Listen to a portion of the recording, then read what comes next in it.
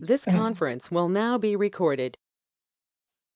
अद्य शुक्रवासरः अथवा भृगुवासरः ज्येष्ठ शुद्ध अष्टमी दिनांक 18 जून 2021 केस पेपर पृष्ठ क्रमांक 4 शंखं चक्रं जलौकां ददतमृतघटं चारुदोर्भिश्चतुर्भिः सूक्ष्मस्वच्छातिहृद्यां शुकपरिविलसन् मौलिमं भोजनेत्रं कालाम्भोदोज्ज्वलाङ्गं कटितटविलसच्चारुपीताम्बराढ्यं वन्दे धन्वन्तरिं तं निखिलगदवनप्रौढदावाग्निलीलम् प्रौढदावाग्निलीला ब्रह्मणो हि समारब्धां आत्रेयाद्येषु पूजिताम् अस्मदाचार्यपर्यन्तां वन्दे गुरुपरम्पराम् आयुर्वेदरतं वन्दे माधवाख्यं महागुरुम् आयुर्वेदामृतं सर्वं शिष्येभ्यो यः प्रदत्तवान्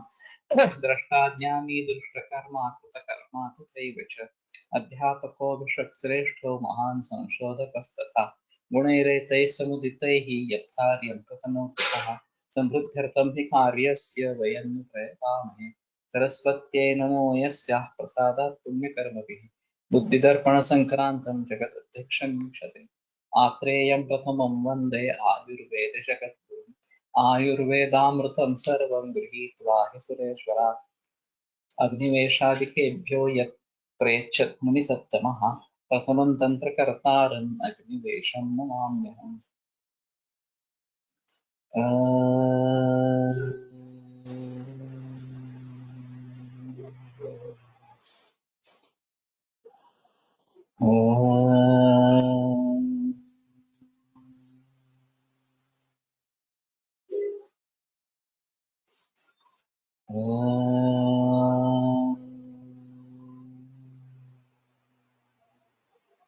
ओम शांति शांति शांति।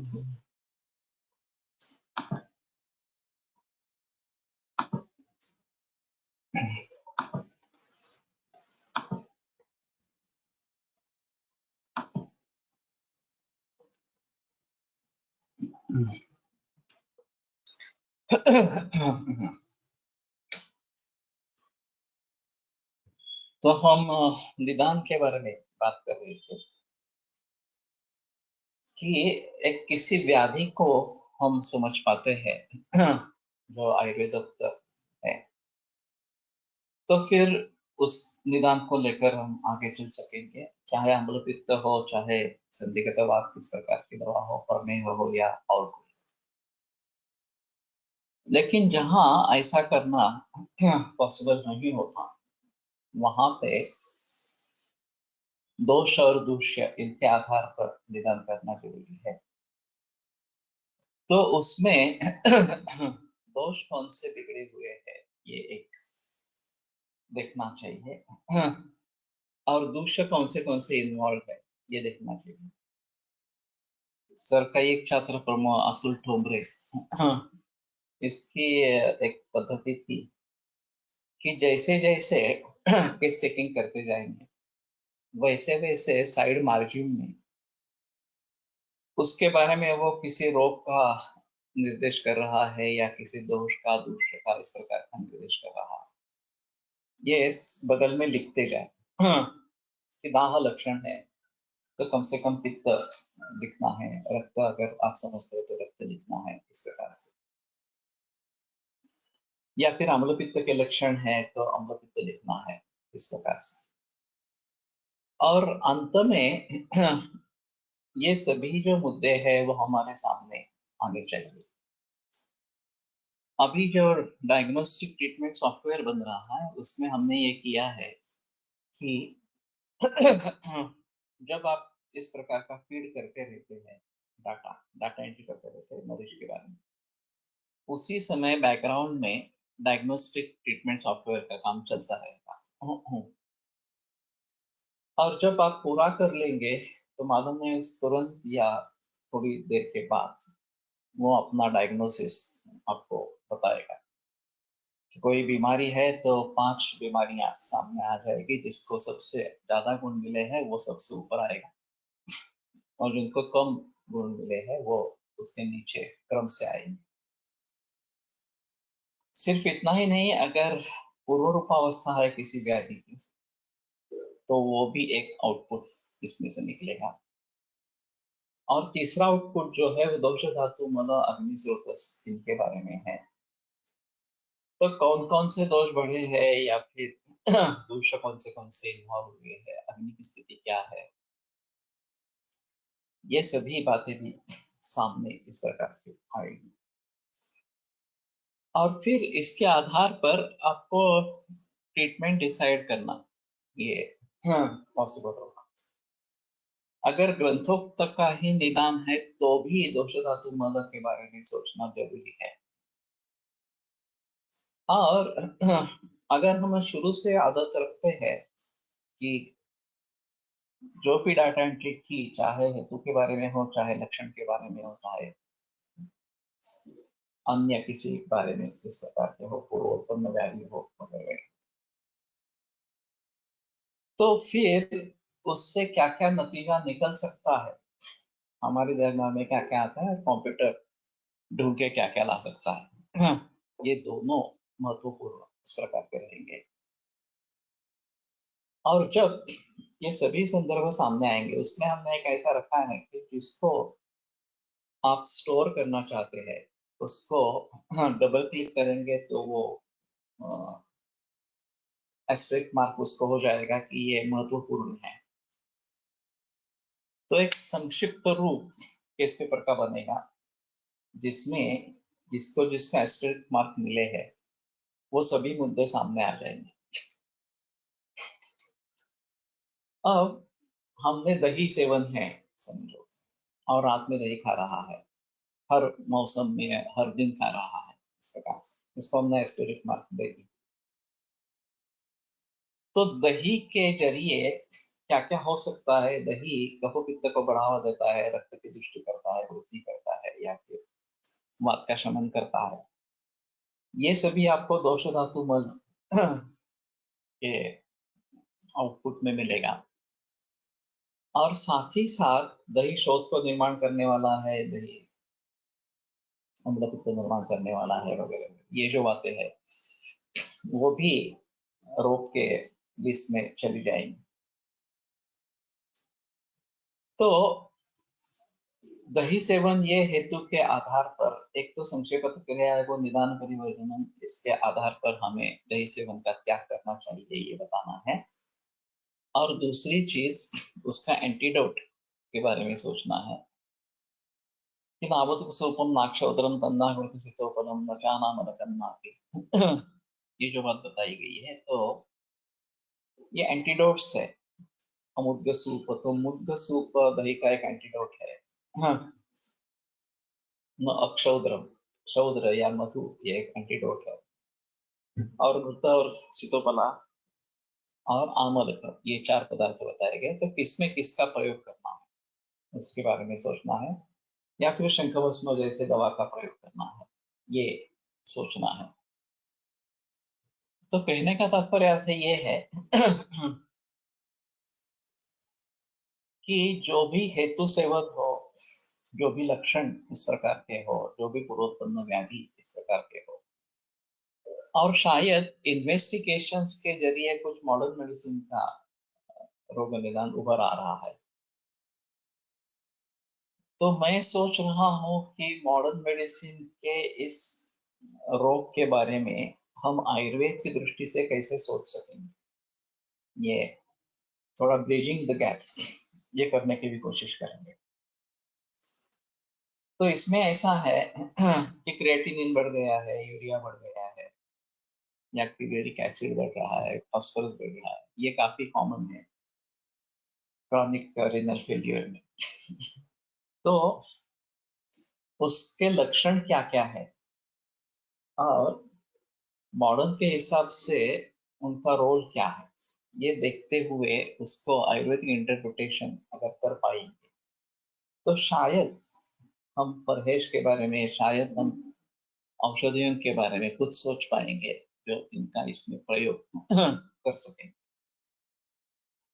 वैसे त्रिस्कंद कोश का हमारा काम हमने वैद्यों के लिए किया था, और वैद्यों की संख्या बहुत ही कम थी।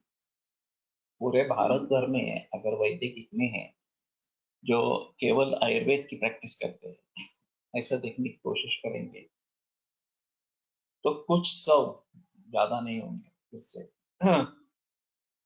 वैद्य रहेंगे उस जमाने में जब हमने ये काम किया था। और बीएमएस पर एलोपैथी प्रैक्टिस करने वाले कितने लोग हैं? वो तो हजारों लाखों की संख्या में है।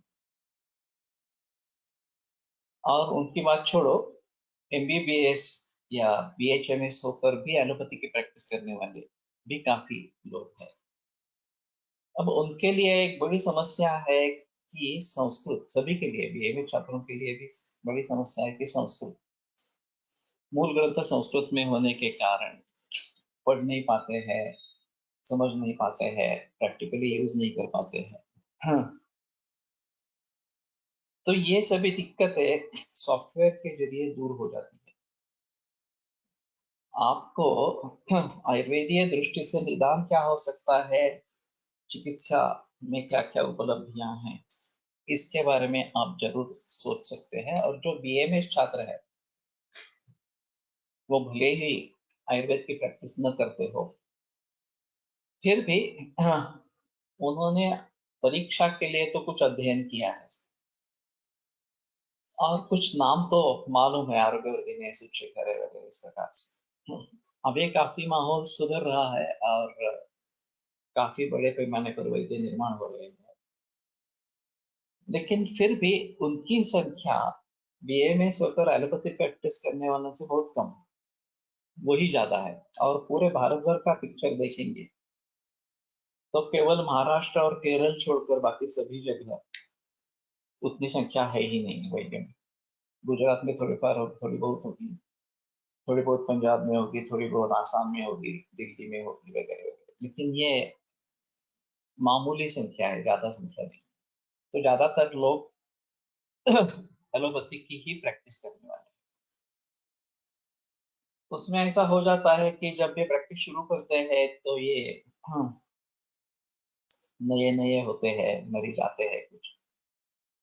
अगर प्रैक्टिस सेटल भी हो जाती है तो भी प्रैक्टिस का समाधान नहीं रहता, क्योंकि वही सर्दी जुकाम ज्वर वगैरह वगैरह इसी प्रकार के मरीज देखना, और थोड़ी भी कॉम्प्लिकेसी हो तो रेफर कर देना, यही सिलसिला चलता आता है। आयुर्वेद की प्रैक्टिस में जो चुनौतियां हैं, एक चैलेंज है, वो एलोपैथी की जनरल प्रैक्टिस में बिल्कुल नहीं है। तो ये तंग आ जाते हैं, अगर प्रैक्टिस अच्छी चलती है तो भी, नहीं चलती है तो एक अलग बात, इस प्रकार की है। और उनको कुछ चाहिए कि जो उनकी प्रैक्टिस में उनकी तरक्की करे। तो ये सॉफ्टवेयर इस दृष्टि से भी काम में आ सकता है कि उसको आयुर्वेद के दृष्टि से कैसे देखना है, मरीज को किस प्रकार से जानकारी इकट्ठा करनी है, ये तो उसको सीखना ना पड़ेगा। लेकिन एक बार ये सीख लिया और इसमें फीड हुआ तो फिर विभिन्न पर्याय सामने आ जाएंगे। और जितना वो समझ पाता है, वात बढ़ा है, पित्त बढ़ा है, ये दोष है, इतना भी अगर समझ पाता है और उसके लिए कम से कम वात शमन चिकित्सा करनी है, तो वो भी सामने चिकित्सा कोश से आ जाएगी। और फिर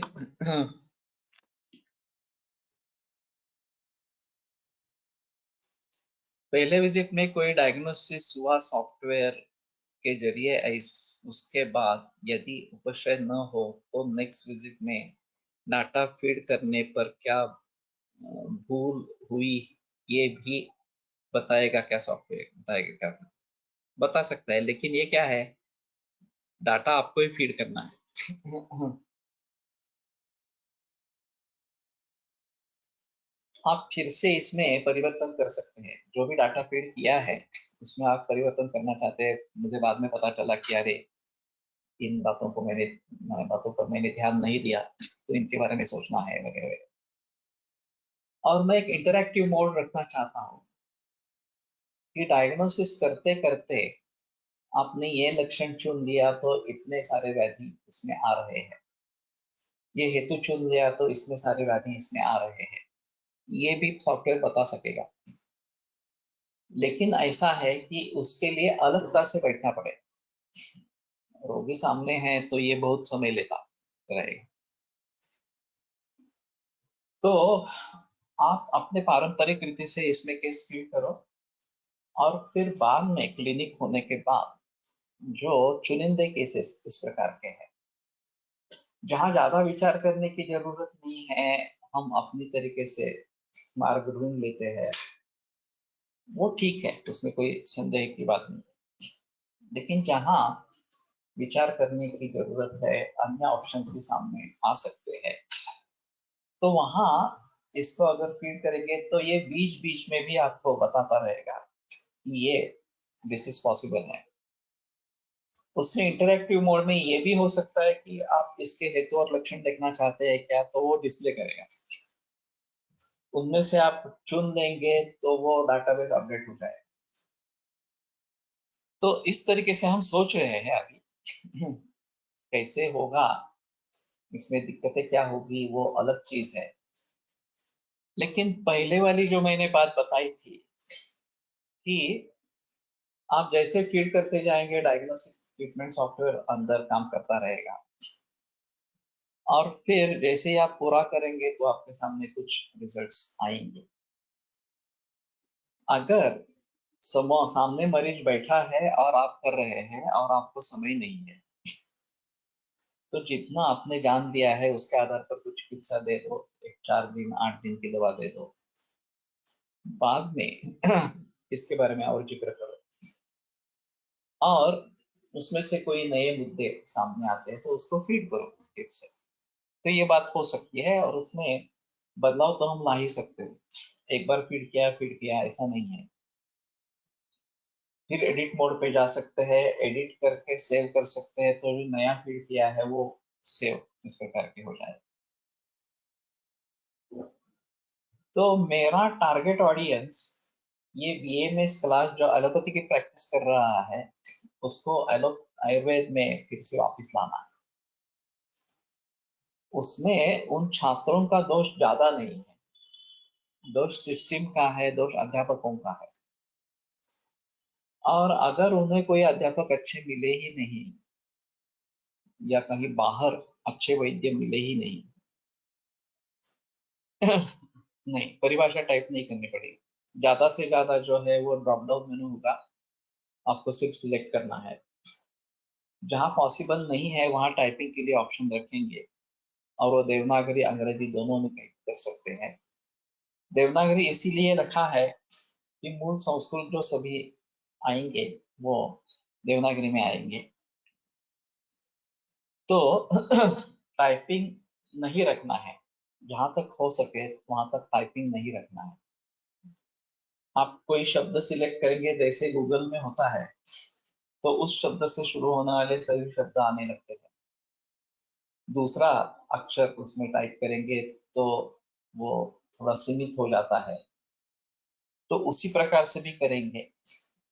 नहीं तो ये अ आ इ ई और फिर क ख ग घ ङ छ छ ज झ ञ तो टाइप करेंगे तो क का की वगैरह सब आ जाएंगे। की टाइप करेंगे तो की से शुरू होने वाले सभी शब्द सामने आएंगे वगैरह, इस प्रकार का होगा।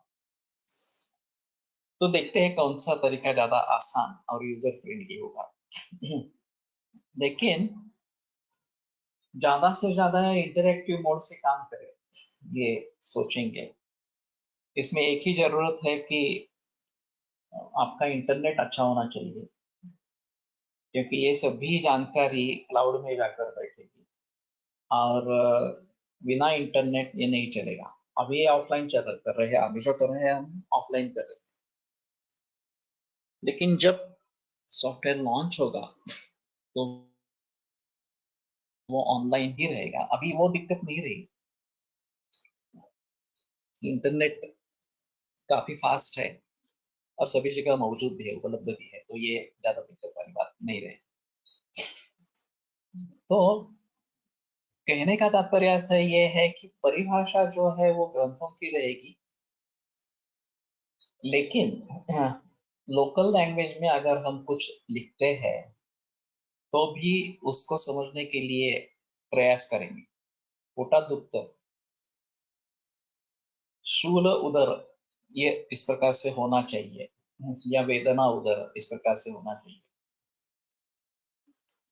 लेकिन पोटात दुखते इस प्रकार से किसी ने लिखा तो ये शूल उदर तक ट्रांसफर हो जाएगा रिकॉर्ड, और वो कंप्यूटर वो ढूंढेगा। वैसे भी दूसरी बड़ी समस्या है वो आज के खाने पीने के पदार्थ में, पाव भाजी, पानी पूरी, भेड़ वगैरह वगैरह जो है या पिज्जा बर्गर वगैरह जो है, वो उसी तरीके से भरेंगे।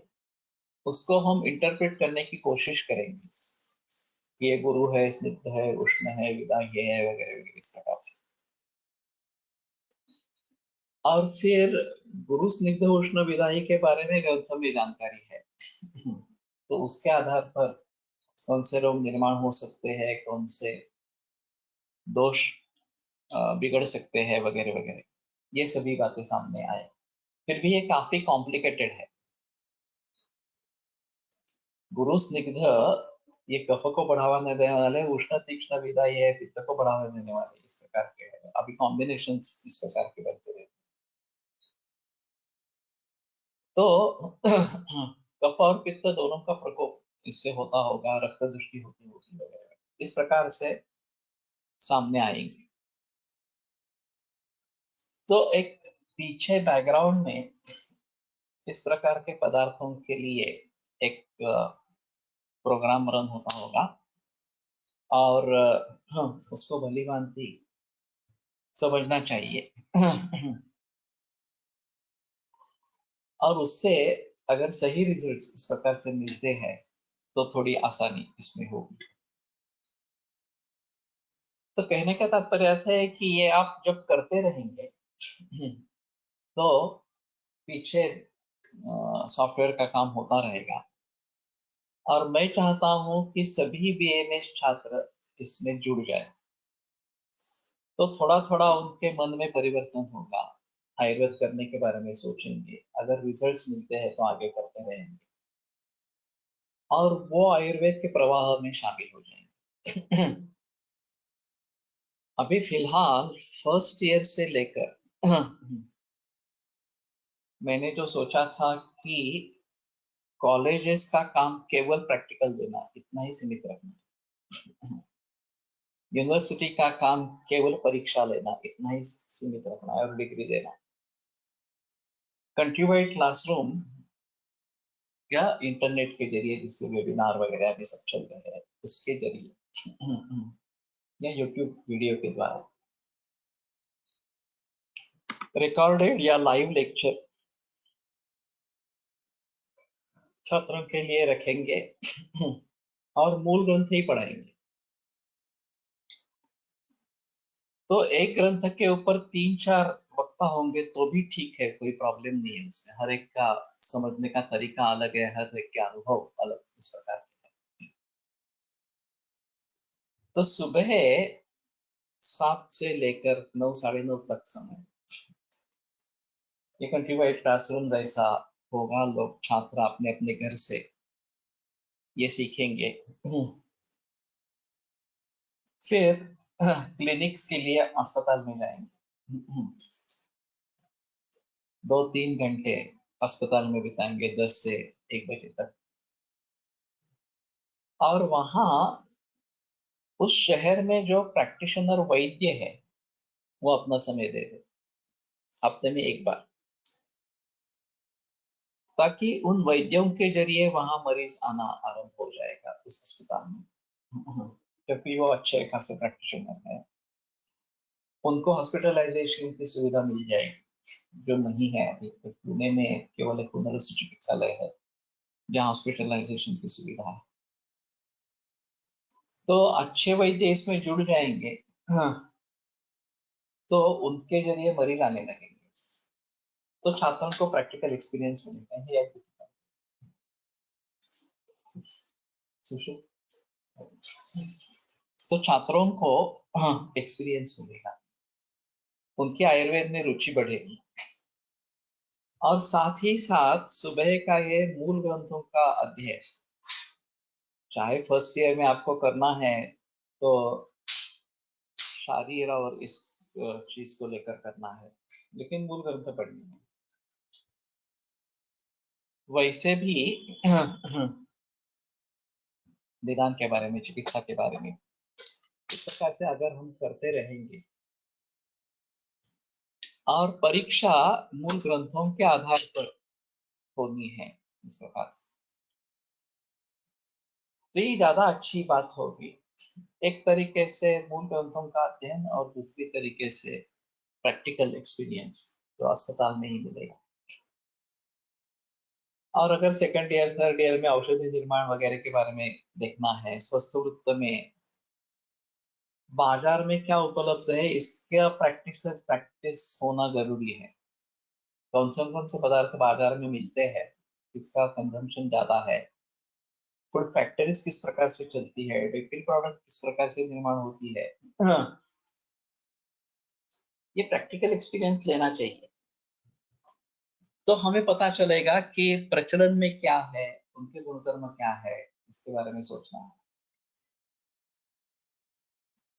तो इस प्रकार से प्रैक्टिकल से वो अवगत रहेंगे। जहाँ पे सेंद्रीय खेती हो रही है, नैसर्गिक खेती हो रही है, वहां पे एक्सकर्शंस करेंगे, या वनस्पति पेड़ पौधों को देखने के लिए वहां पे जाएंगे, और नैसर्गिक खेती किस प्रकार की होती है, उसका परिणाम किस प्रकार का होता है, उसकी टेस्ट क्या होती है, ये भी देखने की कोशिश करेंगे। तो कहने का तात्पर्य अर्थ है, ये ज्यादा प्रैक्टिकल ओरिएंटेड कोर्स होना चाहिए। और फिर बीएमएस होते होते छात्र को आत्मविश्वास निर्माण होगा कि हाँ, हम अच्छी तरीके से आयुर्वेद की प्रैक्टिस कर सकते हैं, वो पोटेंशियल शास्त्र में है, तभी समाज में परिवर्तन आएगा। तो इस प्रकार से अगर ये करते हैं, तो मैंने ऐसा सॉफ्टवेयर बनाने का प्रयास किया था, उसमें डायग्नोस्टिक नहीं था, गूगल की तरह आर्टिफिशियल इंटेलिजेंस था, लेकिन इंटरनेट पर यूज करते समय प्राइवेसी की समस्या है। हमारे पास रुग्ण की बहुत निजी जानकारी होती है, इसमें पूरा हल नहीं निकाल पाए, इस वजह से इस काम को रोक लिया। लेकिन गूगल में मत जाओ। अभी बहुत सारा लोगों का इस प्रकार का सॉफ्टवेयर है, बेसिक पावस्कर का है, ये वैद्य मैनेजर करके अहमदाबाद का है, प्रैक्टो का थोड़ी हद तक है, जिसमें ये जानकारी रहती है रुग्णों की, मरीजों की, वो लीक न हो जाए, ये जिम्मेदारी हमें लेनी है। तो सिक्योरिटी अच्छी इस प्रकार की होनी चाहिए। और जैसे परीक्षा के बारे में, परीक्षा पेपर को मास्किंग किया जाता है, कोड निर्माण किए जाते हैं, और कोड वर्ड्स पर सभी काम चलता है।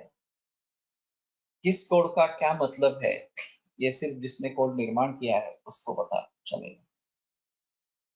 अभी दूसरी एक समस्या उसमें ऐसी है कि रिपोर्ट्स जो है, रिपोर्ट्स में नाम आता ही है,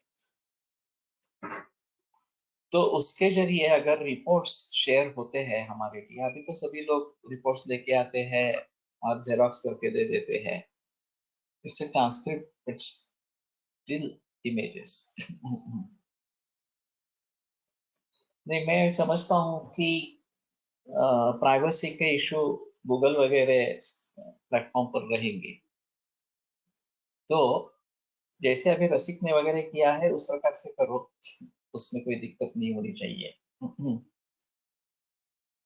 और एक दूसरे को केस शेयर करनी है, तो ये भी ऑप्शन होना चाहिए, वो रसिक के सॉफ्टवेयर में नहीं होगा, वो अक्रॉस टेबल्स जाता है। वैद्य मैनेजर या हमारे इसमें होता है, क्योंकि हम एक ही एक्सेल शीट में एक केस को समाविष्ट कर लेते हैं।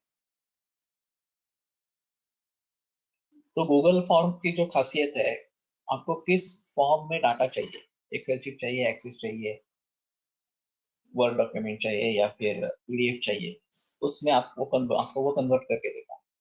तो अगर हम एक्सेल शीट में करवाते हैं इस प्रकार से, तो डाटा शेयर आसानी से हो सकेगा। और फिर हम किसी की राय लेना चाहते हैं तो भी अच्छा रहेगा। दूसरा, मैं उसके बारे में सोच रहा हूँ कि एक्सेस जो देना है वो किसको किस प्रकार का एक्सेस देना है, ये थोड़ा सोचना है।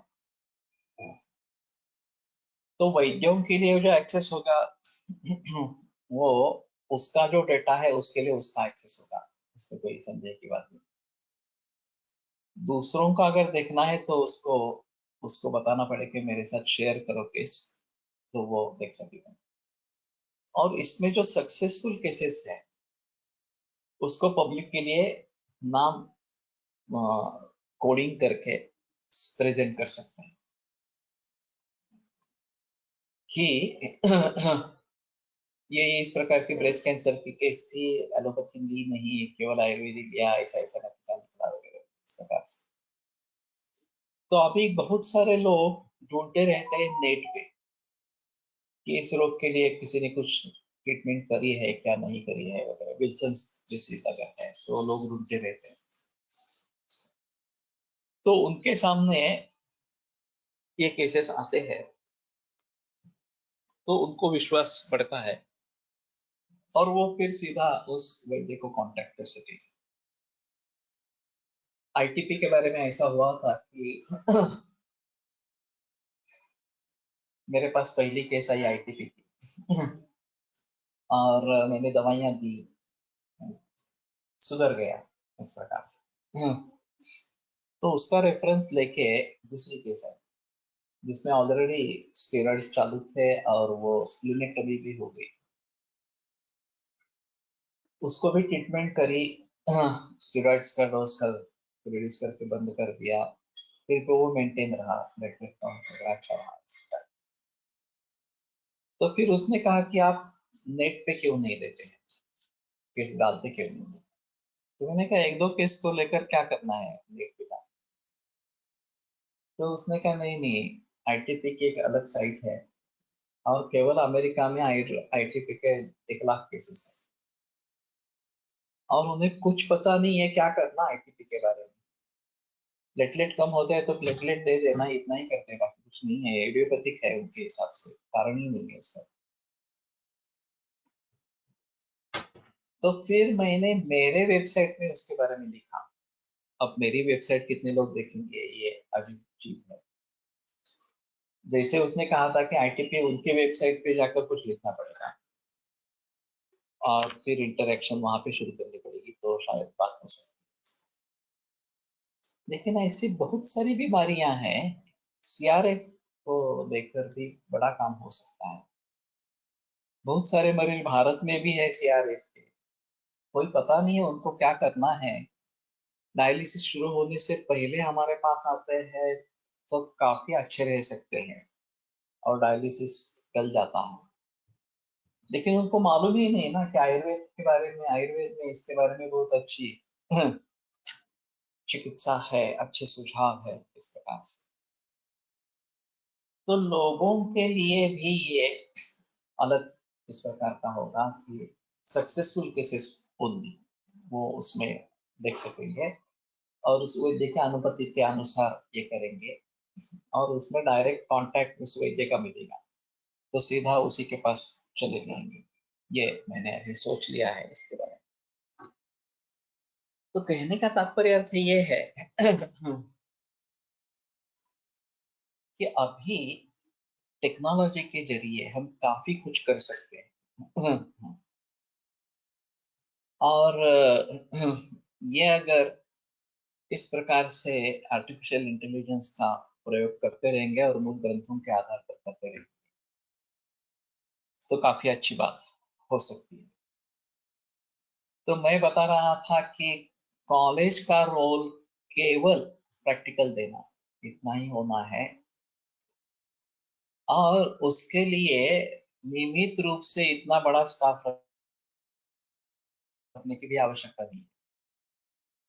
अभी बीएमएस होने वाले छात्रों का एक वर्ग ऐसा है कि जिसका मकसद एमडी में एडमिशन पाना इतना ही रहता है, और उसके लिए क्लासेस लगाते हैं, वो उस तरीके का अध्ययन करते हैं कॉम्पिटिटिव एग्जामिनेशंस के लिए। और किसी गवर्नमेंट कॉलेज में अगर चांस लग गया, उनका एडमिशन हो गई, तो वहां तो 40-50 हजार इतना स्टाइपेंड है। खुश हो जाते हैं। प्रैक्टिस का कहीं पता नहीं होता है, मूल ग्रंथों का कहीं पता नहीं होता, और बाद में यही लोग अध्यापक बन के कॉलेज में चले जाते और बाकी कुछ करना ही नहीं है। जो कुछ पढ़ाना है उनके हिसाब से वो पढ़ाते रहेंगे, रिटायर होंगे, रिटायर्ड लाइफ करेंगे। ये प्रैक्टिकल साइंस है और उसी की प्रैक्टिस करनी है, ये कहीं भी नहीं है। और प्रैक्टिस का अनुभव ही नहीं लेंगे तो प्रैक्टिस में कई ज्यादा कमा सकते हैं नौकरी के हिसाब से देखा जाए तो ये पता ही नहीं। तो जब तक प्रैक्टिस करेंगे नहीं, तब तक मूल रूप से आयुर्वेद को नहीं समझ पाएंगे। जामनगर में मैं गया था, 12 मराठी छात्र थे, तो 3-4 बरस पूर्व की बात है। उसमें से केवल 3 ऐसे थे कि जिन्होंने बीएमएस होते समय किसी वैद्य के पास जाकर कुछ प्रैक्टिकल एक्सपीरियंस किया था। बाकी 9 जो लोग थे, ना उनको थ्योरी का कुछ पता था, ना प्रैक्टिकल का पता था। जामनगर में एमडी हो रहे हैं, अभी तो हो गए होंगे, और किसी कॉलेज में लग गए होंगे। तो मैंने कहा कि एक काम करो, अगर एमडी होने के बाद तुरंत कॉलेज में लग जाना ऐसा मत करो, पुणे में आओ, प्रैक्टिस सीखो 1-2 बरस के लिए, और फिर जहां आपको कॉलेज में जाना है वहां पे जाओ, लेकिन उसके साथ में प्रैक्टिस करो। कहीं भी जाओ लेकिन प्रैक्टिस करो। तो गूगल के प्लेटफॉर्म नहीं था। हम बाद में बात करेंगे, क्योंकि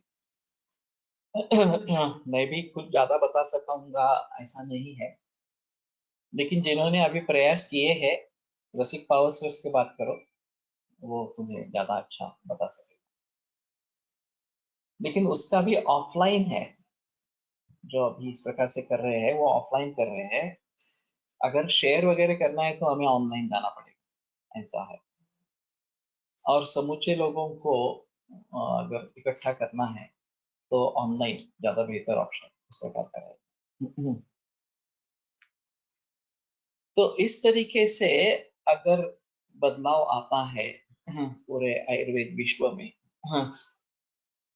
और बीएमएस होकर एलोपैथी की प्रैक्टिस करना, या एमडी होकर कॉलेज में लग जाना और फिर सो कॉल्ड टीचिंग करते रहना, इसमें कृतकृतता बिल्कुल नहीं है, आयुष का सार्थक बिल्कुल ही नहीं। तो हर बीएमएस आदमी को आयुर्वेद की प्रैक्टिस करनी आनी चाहिए।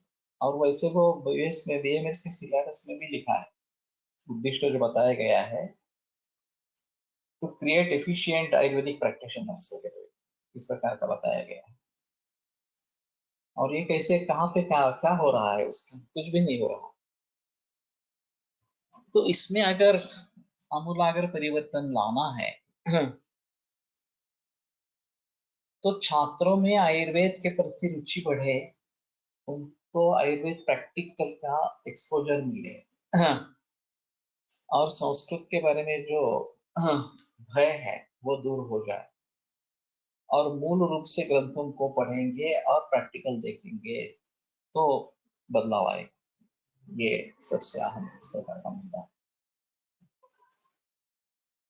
तो इसमें कॉलेज के लिए भी अच्छा है, क्योंकि इतने सारे अध्यापकों को रखने की आवश्यकता नहीं है। और कंट्री वाइड क्लासरूम वगैरह एक बार रिकॉर्डिंग हो जाए, जैसे हमारा रिकॉर्डिंग अभी अवेलेबल है, पुराना भी रिकॉर्डिंग अवेलेबल है, अभी जो कर रहे हैं वो भी अवेलेबल हो रहा है यूट्यूब चैनल में, सब आपको मिलते हैं। सिर्फ लिंक शेयर करनी है, हर कोई जाकर वहां पे देख सकता है यूट्यूब में। तो उस तरीके से जिस किसी पोर्शन के बारे में हमें सोचना है, उसके ऊपर 3-4 लोगों का अगर विवरण है, तो जिसको जो पसंद आए वो उसको उसकी समझने की कोशिश करे, और परीक्षा में इसके ऊपर जिक्र होना है कि मूल संस्कृत रहे। अब जो कंठस्थीकरण है उसके बारे में भी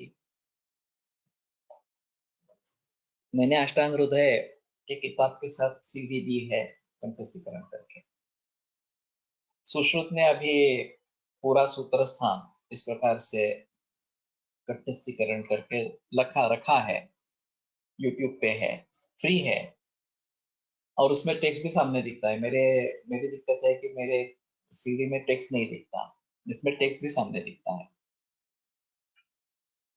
तो इस तरीके से अगर हम कंठस्थीकरण करेंगे, वो सुनते रहेंगे, उसके अनुसार उच्चारण करते रहेंगे, तो भी काफी आम इस प्रकार की बात होगी। और फिर उस सूत्र को उस समय में याद करना है जब उसकी आवश्यकता इस प्रकार की हो। तो ये बात अच्छी इस प्रकार की होगी।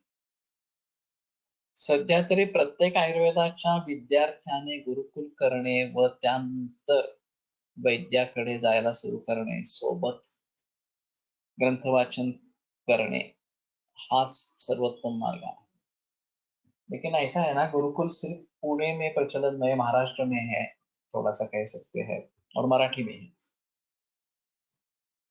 अगर हम भारत की बात कर रहे हैं, अगर हम विश्व की बात कर रहे हैं, तो हमें कम से कम हिंदी पे तो जाना है, और विश्व की बात करेंगे तो अंग्रेजी में जाना है इस प्रकार से। लेकिन हमारे लोग शायद अंग्रेजी में बोलना पसंद करेंगे या हिंदी में नहीं बोलेंगे, क्योंकि हिंदी के बारे में भय है। और जब तक शुरू नहीं करेंगे तब तक ये भय जाएगा ही नहीं। स्विमिंग सीखना या साइकिल चलाना सीखना, ये शुरू में भय तो होता ही है, उसमें कोई संदेह ही नहीं है, लेकिन जब शुरू करेंगे तभी भय दूर होगा, और फिर इसमें एक्सपर्टाइज इस प्रकार का होगा। और सबसे आसान तरीका होता है कि संस्कृत शब्दों का प्रयोग करना, जहाँ पे हमें शब्द सूझता नहीं है, क्या शब्द किस शब्द का प्रयोग करना है सामने नहीं आते, तो संस्कृत करो, संस्कृत नहीं है तो अंग्रेजी करो। लेकिन बोलना आरंभ करना जरूरी इस प्रकार का है। जब हम 1995 या 96 में जामनगर, जयपुर और बीएचयू गए थे त्रिस्कंद कोश के कार्य को बताने के लिए,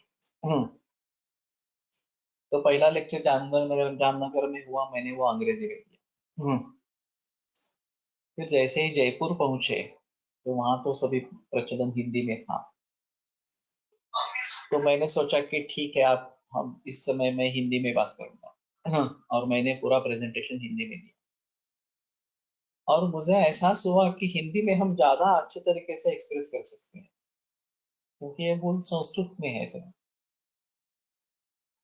लेकिन अगर हिंदी में इस प्रकार को एक्सप्रेस करने में ज्यादा दिक्कत नहीं है, तो वो बेटर ऑप्शन इस प्रकार का आहे। महाराष्ट्राच्या मुलांसाठी मराठी आणि इतर सर्वांसाठी इंग्लिश मध्येच चांगले राहील, मात्र मारा मराठीत महाराष्ट्राच्या मुलांसाठी चांगले समजता येते प्रभावीपणे। तो सही है। अब ये भाग्येश कराड़े, तो नहीं, मुझे मालूम नहीं है ये इसमें है क्या, इस ग्रुप में।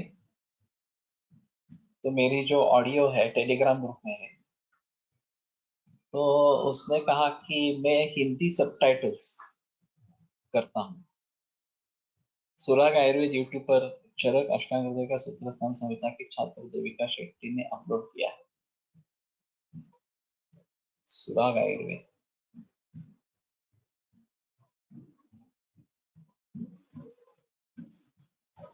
सूत्रस्थान संहिता, ये क्या है एक्चुअली? लेकिन सिर्फ सूत्रस्थान है या उसके ऊपर कुछ कमेंट्स है, क्या है? सुश्रुत गाडगिल की खुद की यूट्यूब चैनल है, उसमें भी आप ये देख सकेंगे। अष्टांग हृदय सूत्रस्थान कंठस्थीकरण, मूल टेक्स्ट और कंठस्थीकरण इस प्रकार से। तो ये भाग्येश ने कहा है कि वो सिंधी सबटाइटल्स कर देगा मेरे मराठी लेक्चर के लिए। उसने एक करके भेजा है, डायबिटीज सीरीज 1 था। तो उसमें उसको मैंने कहा है कि मुझे इतर तो बोले हिंदी जास्त पसंद करतात, ये मैंने भी देखा है। तो और उत्तर प्रदेश और मध्य प्रदेश ये बड़े राज्य है। उत्तर प्रदेश काफी बड़ा है, वहां तो हिंदी ही है। केरला कुछ हद तक कर्नाटक अंग्रेजी प्रिफर करते हैं। तो लेकिन मैं समझता हूँ कि उनके लिए हिंदी भी ठीक रहेगा, और हिंदी की हमें आदत डालनी चाहिए। हिंदी राष्ट्रभाषा है, कोई मानता नहीं है, कोई करता नहीं है हिंदी राष्ट्रभाषा की हैसियत से, लेकिन एक सभी समाज की एक भाषा अगर होनी है तो वो हिंदी ही हो सकती है। ऐसी अभी की स्थिति है, वो एक अलग मुद्दा है। तमिलनाडु के लिए क्या करेंगे ये एक अलग चीज है, क्योंकि तमिलनाडु तो हिंदी को हेट करते हैं। तो ये काफी मुश्किल इस प्रकार की बात है। लेकिन हिंदी में ही रहता होता होगा, और अगर करना ही है तो अंग्रेजी सबटाइटल्स कर सकते हैं, देवनागरी सबटाइटल्स कर सकते हैं, ये बात हो सकती है। लेकिन किस तरीके से छात्रों तक पहुंचना है, हर महाविद्यालय में कम से कम एक अध्यापक ऐसा होना चाहिए जो आयुर्वेद से प्रेरित, आयुर्वेद की प्रैक्टिस करता हो, मूल ग्रंथों का अध्ययन करता हो, तो वो बदलाव ला सकता है। उस जमाने में कोलटकर सर ही ऐसे थे जो इसके लिए छात्रों को प्रेरित प्रेरित कर, वो अष्टांग में थे, मैं तो तिलक आयुर्वेद का विद्यार्थी रहा हूँ। फिर भी वो जो लेक्चर्स लेते थे उसमें हम जाते थे। हाँ, और वहीं से शुरुआत हुई आयुर्वेद के बारे में। तो कम से कम एक अध्यापक अगर हो तो भी ये हाँ, माहौल बदल सकता है। साउथ से एक आश्चर्य वाटते, ते परकीय इंग्लिश सहज स्वतंत्र स्वीकारतात, पण स्वकीय हिंदीचा विरोध करतात। ये तमिलनाडु में विरोध ज्यादा है, हाँ, और ये बरसों से चला आ रहा है। तो हाँ, बाकी में हिंदी समझते हैं, बोलते भी है बाकी राज्यों में, लेकिन ये तमिलनाडु की स्थिति अलग इस प्रकार की है। और तमिलनाडु ने कहा था कि संस्कृत भाषा बन सकती है। वो तो और मुश्किल है, संस्कृत में व्यवहार करने वाले कितने लोग होंगे, तो ये मुश्किल इस प्रकार की बात है। तो कहने का तात्पर्य अर्थ ये है कि हमारी मानसिकता क्या है, हमारे राष्ट्रभक्ति क्या है, देशभक्ति क्या है, इसके बारे में हमें सोचना चाहिए। पहले देश और फिर हमारी भाषा, हमारी जो की पढ़ाई वगैरह जो कुछ है वो बाद में होनी चाहिए इस प्रकार।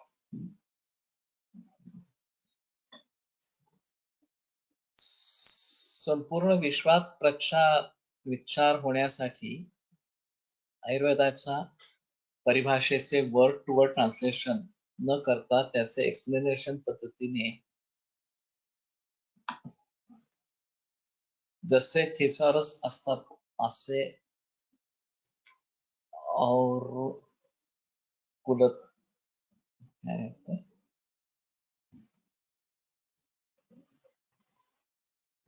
गुरुकुलात व्हावे।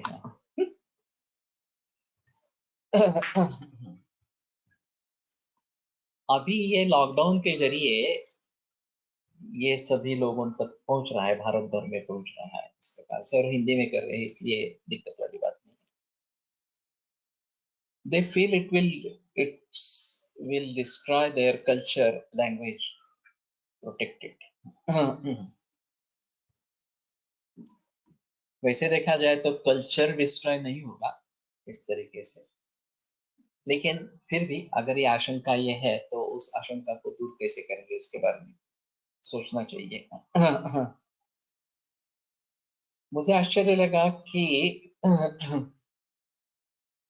डॉक्टर हिरवाणी जो केमिस्ट्री के साइंटिस्ट है, एनसीएल में बहुत सारे वर्ष काम किया, रिटायर हो गए वहां से,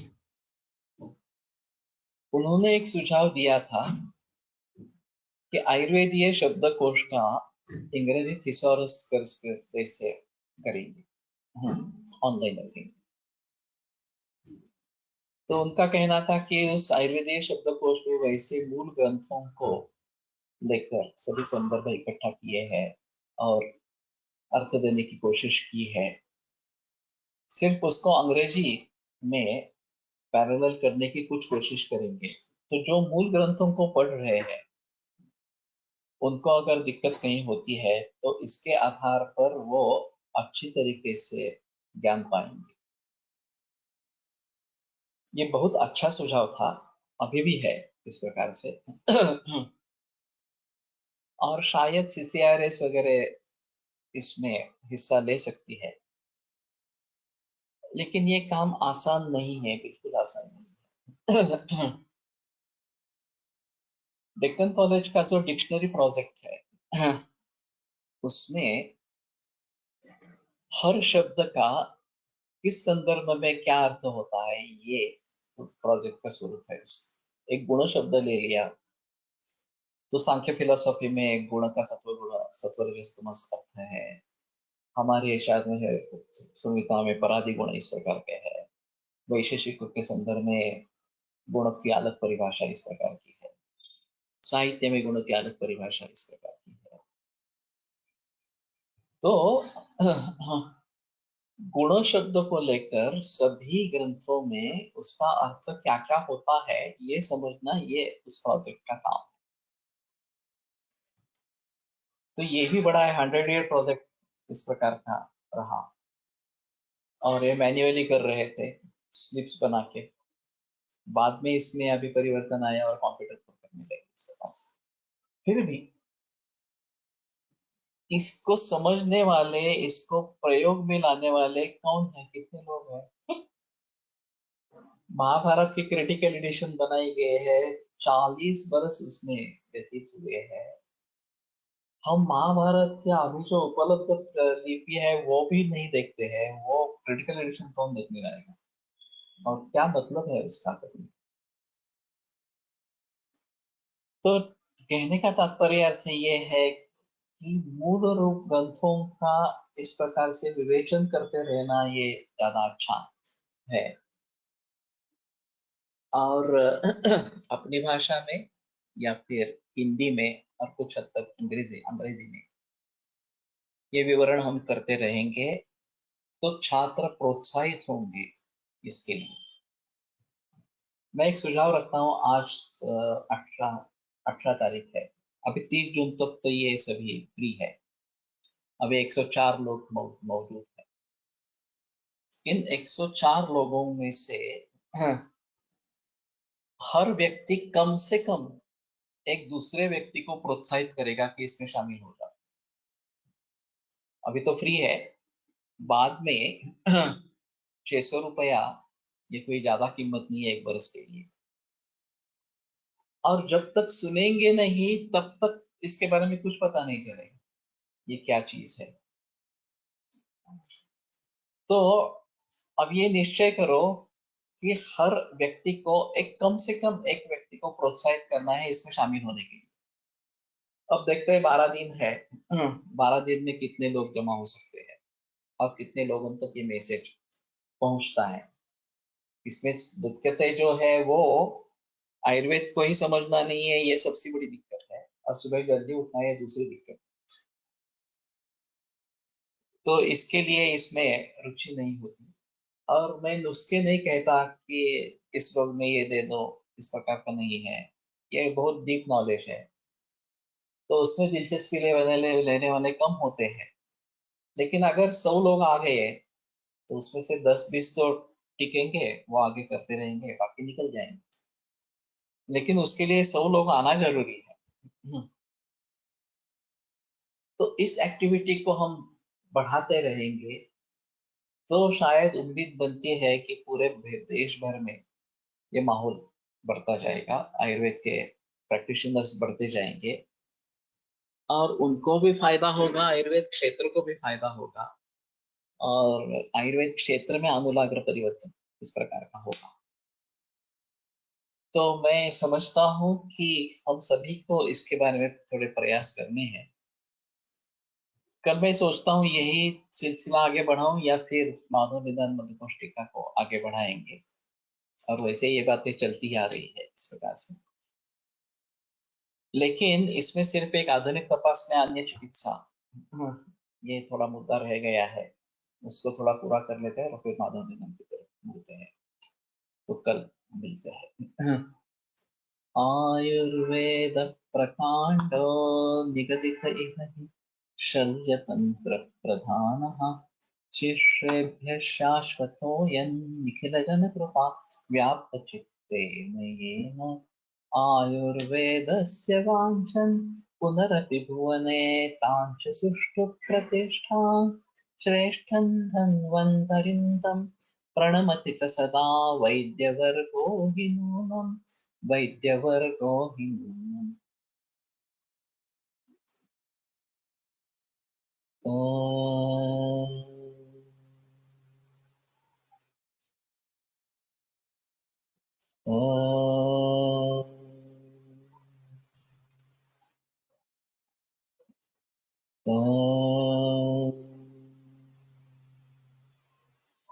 ॐ शान्ति शान्ति शान्तिः।